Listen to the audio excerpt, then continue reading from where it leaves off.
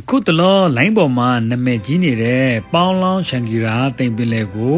ကျွန်တော်ထပ်ပြီးတော့ရောက်ရှိနေတာပဲဖြစ်ပါတယ်ခင်ဗျလူချင်းမင်းတို့ကဒီနေရာကိုရောက်ဖူးကြပြီလားဗျ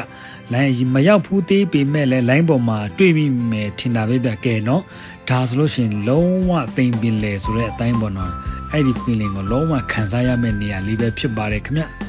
လက်ရှိအချိန်ထိခီးသွားအများဆုံး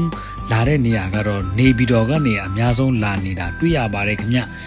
ဆိုင်ကယ်နဲ့လောကားနဲ့ရောပေါ့နော်ကျွန်တော်တို့လာနေကြတာတွေ့ရပါတယ်ခင်ဗျအခုချိန်ထိကျွန်တော်ကိုနေပြည်တော်ပင်လောင်းလမ်းကသုံးလို့ရပါသလား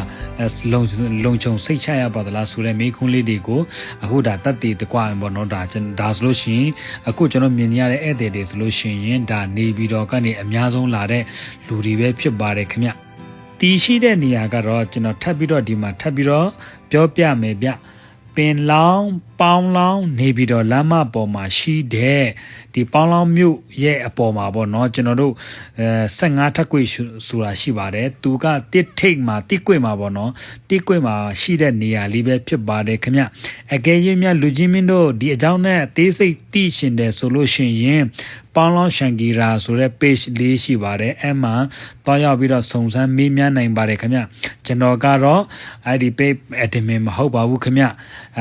ဒါပေမဲ့ကျွန်တော်ကြောင်ညာပေးလိုက်တော့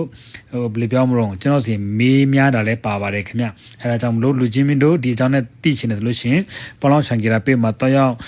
မေးမြန်းစုံစမ်းနိုင်ပါတယ်ခင်ဗျအားလုံးကိုကျေးဇူးတင်ပါတယ်နောက်ဗီဒီယိုမှာပြန်ဆုံပါမယ်ဗျာ